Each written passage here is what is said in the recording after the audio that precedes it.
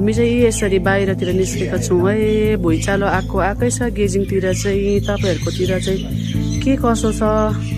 अघि 1:09 ठुलो भुइँचालो आएकोदेखि चाहिँ कन्टिन्यू छ यहाँ चाहिँ। अन्त हामी चाहिँ डर लागेर बाहिरतिर निस्केर हिँड्दैछौँ।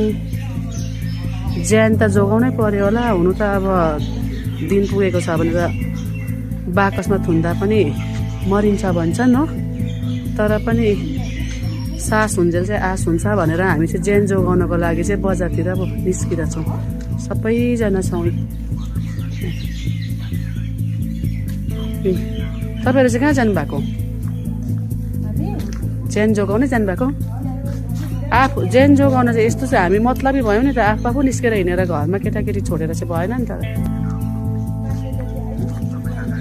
मान्दैनन् तर कतिजना केटाकेटीहरू चाहिँ पर सुताइ छैन अघि ठुलो भुइँचालो आएकोदेखि।